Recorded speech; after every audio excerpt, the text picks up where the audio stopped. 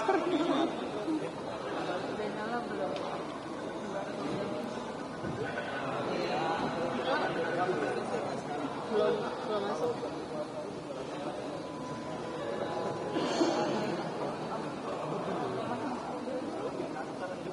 ya. Cek dulu nih. Assalamualaikum warahmatullahi wabarakatuh. Ya.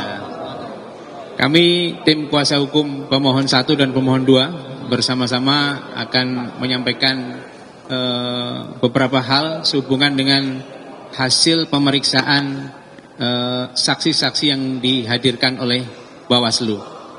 Memang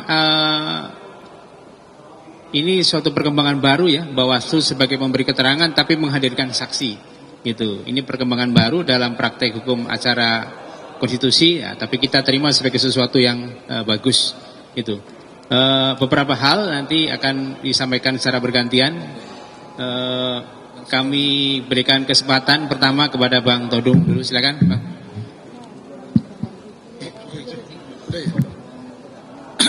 Oke, kawan-kawan sekalian. Saya tadi siang tidak sempat doorstop ya. Jadi mungkin saya akan mulai lebih dulu dengan apa yang terjadi pada sidang sebelum break ya, siang tadi. Ya. Nah, saudara-saudara, pada sidang pagi tadi kita mendengarkan ahli dan saksi dari pihak KPU yang fokusnya hanya pada persoalan Sirekap yang kontroversial itu. Ya. Nah, kita sangat ya, bingung melihat begitu banyak persoalan yang dihadapi dan begitu banyak ya perbedaan-perbedaan tafsir dan cara pandang dalam melihat Sirekap. Kita tahu bahwa pemeriksaan itu dilakukan secara berjenjang. Tapi Sirekap yang juga tampil dan ditampilkan oleh KPU itu telah membius publik, membius opini bahwa tidak ada yang salah dengan Sirekap, bahwa perolehan suara itu adalah seperti yang kita lihat pada pengumuman yang mereka buat. Padahal kami mendengarai banyak sekali masalah dengan Sirekap ini dan banyak sekali persoalan dengan penggelembungan suara. Banyak sekali persoalan dengan kecurigaan kita terhadap fraud yang terjadi pada penghitungan suara. Nah, inilah yang kita lihat. Nah, dari saksi dan ahli yang tampil, bukan saja tadi pagi, tapi kemarin ketika kami menghadirkan saksi dan ahli, juga ketika teman-teman paslon 1 menghadirkan saksi dan ahli, kita melihat bahwa banyak sekali persoalan yang perlu kita pertanyakan. Salah satu yang kami kemukakan tadi adalah ketika bicara mengenai integritas, ya, integritas penghitungan suara, ya, adalah soal tidak adanya ya, beberapa fitur yang penting dan harus ada pada setiap proses Sirekap itu sendiri. Tadi disebutkan satu misalnya mengenai tidak adanya fitur validasi. Nah, bagaimana ini kita bisa persoalkan ya kalau kita tidak punya fitur validasi. Kedua, fitur edit ya. Nah, ini juga satu hal yang buat kami ya sangat kami pertanyakan gitu. Ya. Nah, ketiga, persoalan metadata. Kemarin ahli kami dan saksi kami mengatakan bahwa tidak ada metadata. Nah, pada hari ini saksi dari pihak KPU ya, menyatakan ada metadata itu. Nah, ini perbedaan tafsir semacam ini, perbedaan penjelasan semacam ini, perbedaan testimoni semacam ini membingungkan kita dan membuat kita wajar untuk meminta KPU ya, melakukan audit ya, forensik, audit digital forensik terhadap Sirekap ini. Ya. Nah, kami malah mengusulkan kepada majelis hakim untuk mengkonfrontir saksi dan ahli yang kami hadirkan, saksi dan ahli yang dihadirkan oleh paslon 01, ya, pemohon 1, dan saksi dan ahli yang dihadirkan oleh pihak KPU. Hanya dengan konfrontasi ini kita bisa mendapatkan gambaran yang lebih jelas mengenai kontroversi Sirekap yang betul-betul membingungkan dan menimbulkan banyak sekali kecurigaan terhadap KPU. Nah itu mengenai hal KPU tersebut. Dan kedua, saya ingin katakan ya, bahwa Sirekap ini kan mahal sekali. Saya tidak tahu biayanya berapa. Gitu. Teman-teman dari ITB punya kewajiban moral untuk tampil menjelaskan mengenai hal ini. Teman-teman ITB tidak boleh lepas tangan dalam soal Sirekap ini. Ya. Jadi menurut saya sebagai akademisi yang ikut sebagai vendor dalam persoalan Sirekap ini, mutlak mereka mesti tampil ke depan, ya, karena uangnya bukan uang kecil gitu. Ini bukan uang ya untuk proyek sederhana. Ini proyek yang besar yang menyangkut ya integritas pemilihan umum itu sendiri. Nah kalau siang ini kita mendengar dari pihak Bawaslu, tadi sudah disebutkan bahwa baru pertama kali ada saksi yang dihadirkan dari Bawaslu. Bawaslu ini kan pemberi keterangan.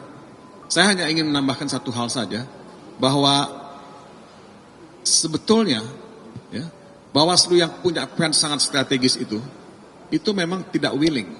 Ya. Tidak willing dan mungkin juga tidak mau melakukan pengawasan dengan efektif. Ini dari semua data-data dan laporan yang kita terima. Dalam permohonan kami menyebutkan 1 hari setelah pencoblosan tanggal 14 Februari, Bawaslu itu mengeluarkan press release yang membuat 19 masalah yang terjadi pada saat pencoblosan. Nah itu tadi sudah dijelaskan sebagian dari itu. Ya. 19 masalah pada TPS-TPS yang ada. Dan menurut saya dengan puluhan ribu, ya, bukan persoalan pada pencoblosan itu, sudah sewajarnya kita bisa dan punya alasan untuk melakukan pemungutan suara ulang. Itu angka bukan kecil gitu, bukan 1.000, bukan 2.000, puluhan ribu angka.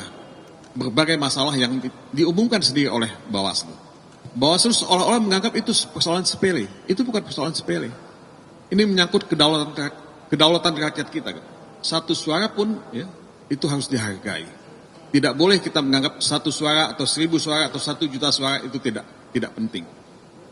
Indonesia, negara yang kita cintai ini, ya, hidup karena rakyat mendukung ya, dan menopang ya, Republik ini. Kedaulatan itu ada pada rakyat. Nah, Bawaslu kalau dia tidak bisa fungsional dan tidak bisa efektif, menurut saya Bawaslu perlu kita tinjau ulang keberadaannya. Ya. Saya mengatakan ini karena kami kecewa dengan Bawaslu dalam banyak hal. Saya kira kita semua punya pengalaman, laporan kita tidak ditindaklanjuti oleh Bawaslu. Dan jadi kalau kami menuntut pemungutan suara ulang, memang banyak alasan ya, yang kita bisa kemukakan dan sudah kami sampaikan kepada Majelis Hakim. Jadi mudah-mudahan Majelis Hakim yang mulia cukup arif, cukup bijaksana dan cukup negarawan dan melihat Indonesia sebagai satu taruhan ya, yang penting, yang sangat strategis untuk diselamatkan. Kita tidak boleh membiarkan pemilu curang itu didiamkan atau tidak ya, dibatalkan. Mungkin itu, terima kasih. Baik, sebelum lanjut ke Bang Magdir, ada 2 highlight yang perlu disampaikan, bahwa tadi Bang Todung sampaikan kekecewaannya terhadap kinerja Bawaslu. Kenapa? Ya, laporan yang disampaikan oleh para pemohon kepada Bawaslu tidak ditindaklanjuti sesuai dengan prosedur. Lapor tidak memenuhi syarat formil, seharusnya di dalam prosedur suruh dilengkapi, tapi tidak. Ada laporan memenuhi syarat formil, syarat material, tanpa ada klarifikasi kepada pelapor terlapor, Bawaslu langsung mengeluarkan keputusan bukan pelanggaran. Nah ini banyak laporan-laporan yang seperti itu yang sudah disampaikan dalam permohonan. Highlight yang pertama. Yang kedua, ya, dari kesempatan pembuktian hari ini, termohon dan Bawaslu tidak ada satupun saksi yang diajukan oleh mereka maupun ahli yang mengklarifikasi tentang adanya pelanggaran prosedur persyaratan penerimaan pencalonan Gibran.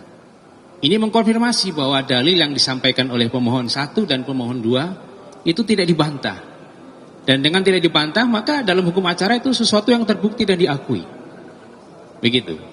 Nah, itu dua hal lainnya. Kemudian selanjutnya silakan Pak Mardir untuk menambahkan. Saudara-saudara, saya cuma sedikit yang ingin saya tambahkan.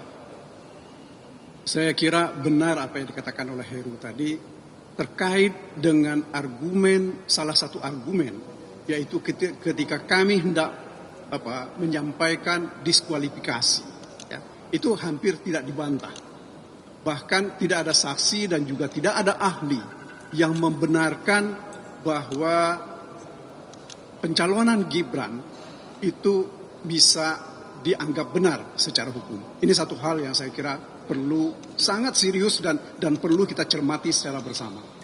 Kemudian yang kedua, terhadap keterangan ahli IT tadi, ya, kami pun juga bertanya tadi misalnya bagaimana mereka bisa menjelaskan seperti diterangkan oleh ahli dan saksi IT yang kami hadirkan kemarin, ini ada sekitar lebih dari 23 juta suara, ya, yang ini hampir seperti suara siluman.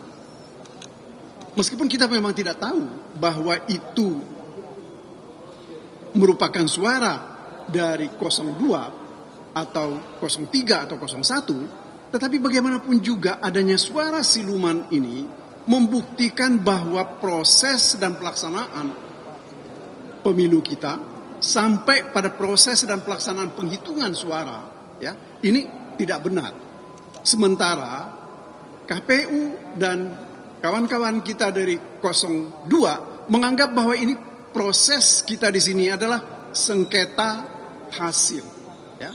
Nah, kalau ini ada hal-hal yang tidak benar seperti ini, bagaimana kita menganggap bahwa hasil itu adalah benar?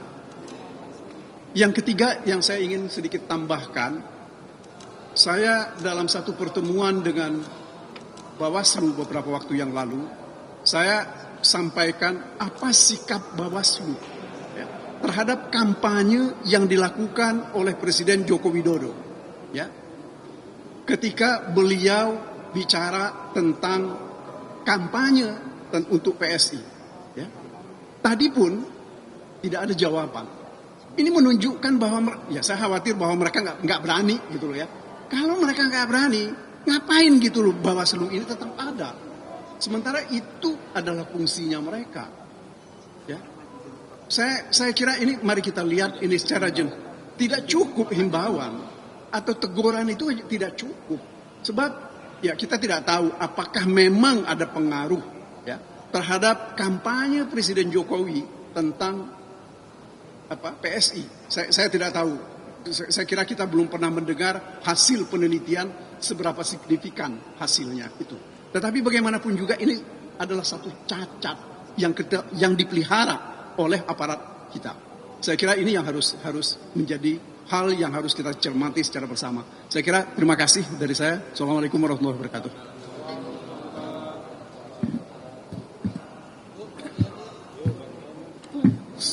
Assalamualaikum warahmatullahi wabarakatuh.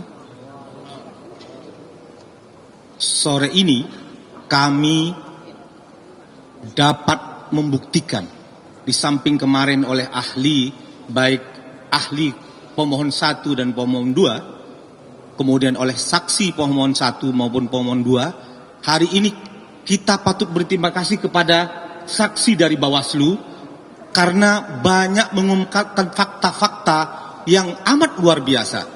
Karena pertama, dalil kita itu berkaitan dengan upaya melanggengkan kekuasaan dinasti.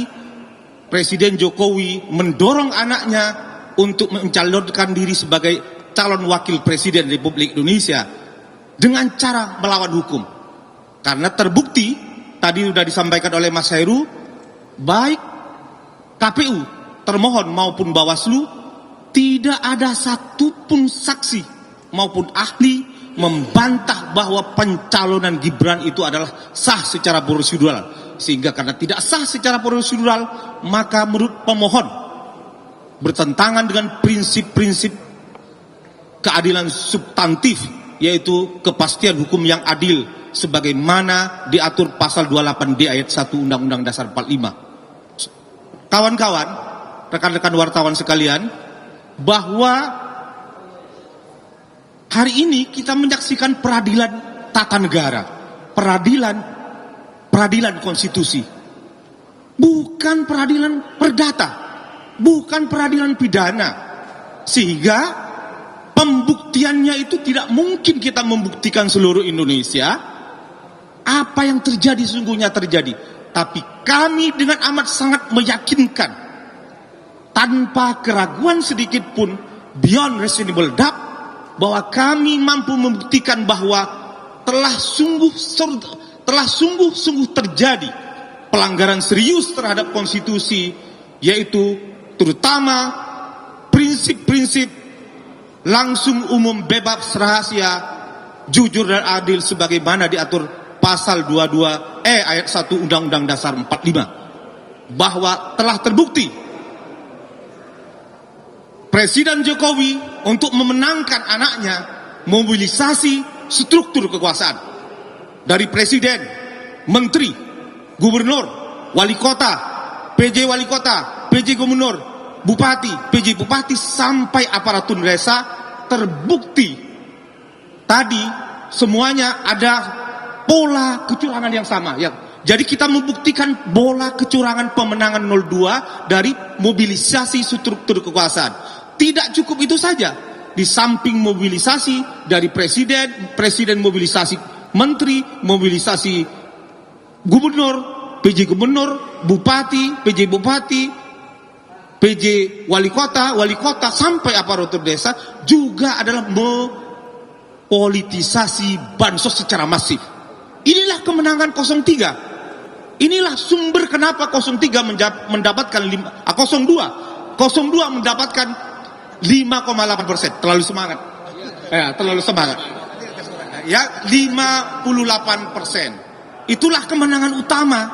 Jadi, kita mampu membuktikan bahwa hasil pemilu 2004 ini diperoleh dengan cara-cara yang sungguh melanggar konstitusi. Ya. Terima.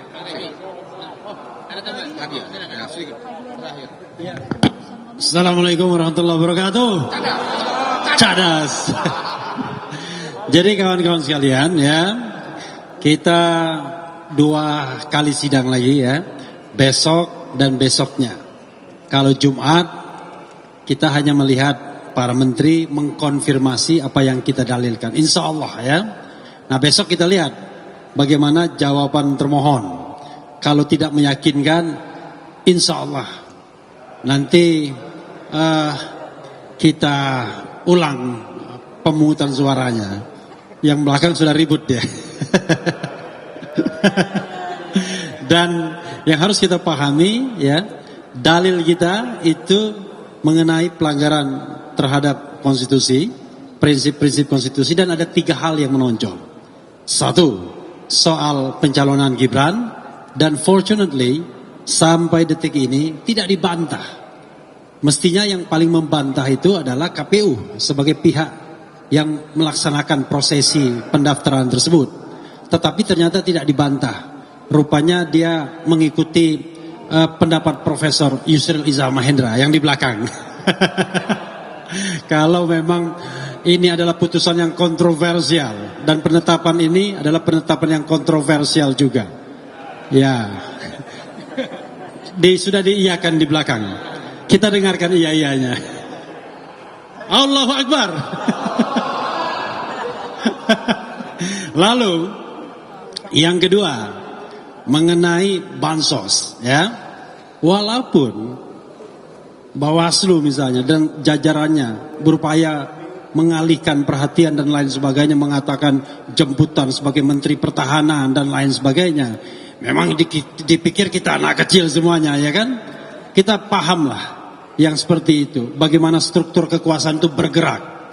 Dan itu sejak Oktober ketika Gibran dicalonkan masif. Makanya kemudian kenaikan elektabilitasnya luar biasa. Yang saya katakan memerlukan input yang luar biasa untuk menaikkan elektabilitas yang luar biasa juga. Jadi tidak proven kalau mengatakan karena Prabowo ikut berapa kali lalu kemudian dia memiliki elektabilitas tinggi. Kalau enggak, dia dari awal sudah 90% mestinya. Tapi faktanya sampai Oktober cuma 38% menurut survei EF Saifullah Fatah, dan kemudian naik terus sampai 58 ketika bansonisasi dan penetapan Gibran dilakukan, termasuk cawe-cawe Presiden Jokowi. Dan itu kita sebenarnya tidak perlu kita buktikan bahwa kejadian itu ada atau tidak, karena kejadian itu di seluruh Indonesia. Makanya kemudian nanti Jumat itu akan dikonfirmasi dari mana sumber uangnya, apakah legal atau tidak, kemudian bagaimana governance pendistribusiannya, apakah memang sesuai dengan tupoksi kementerian lembaga atau tidak, ya. Termasuk data penerima manfaat, apakah betul-betul dengan tujuan mengentaskan kemiskinan atau tidak, atau mengatasi hal-hal yang luar biasa, ataukah karena memang untuk tujuan elektoral. Itu akan terlihat dengan mudah sesungguhnya. Cukup buka sedikit hati nurani, maka akan terbuka semuanya. Nah, yang ketiga mengenai Sirekap. Saya katakan pagi tadi ada paradoks luar biasa soal Sirekap. Saya kok matanya ke bawah terus ya, padahal kameranya di situ. Jadi Sirekap itu paradoksnya luar biasa. Kenapa paradoksnya luar biasa? Ahli dan saksi kita sudah membuktikan bahwa terjadi kerusakan luar biasa dalam sistem Sirekap. Ada perubahan angka sampai 400 ribuan kali. Yang diakui KPU saja sampai tanggal 27 Februari itu ada 154.541. Tetapi, dan itu sebenarnya tidak dibantah juga oleh ahli dan saksi dari pihak KPU tadi. Dan ini makin menunjukkan bahwa Sirekap bermasalah, dan dalil kami yang mengatakan bahwa Sirekap memandu atau menjadi panduan kecurangan, inilah yang sesungguhnya terjadi. Sirekap menetapkan angka, lalu kemudian manual mengikuti, dan tidak ada kekuatan manapun ketika kita harus melawan negara dalam hal bagaimana manual bekerja untuk menentukan angka-angka tertentu. Nah, itulah keyakinan kami. Insya Allah mudah-mudahan ini dikabulkan oleh Mahkamah Konstitusi. Wassalamualaikum warahmatullahi wabarakatuh.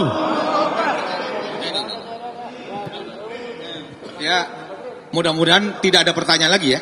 Cukup ya? Ada. Tanggapan kan lagi menyinggung juga soal Jumat tadi Menteri. Pak Menteri udah bilang siapa akan hadir, tanggapannya gimana? Ya, alhamdulillah, karena itu akan menjadi terang benderang nanti kita bagaimana proses penganggaran bansos. Apakah automatic adjustment itu yang sekitar 50M yang digelontorkan awal Januari Februari itu apakah sudah masuk mata anggaran sehingga disetujui DPR. Kalau nggak disetujui DPR kan berarti nir pengawasan.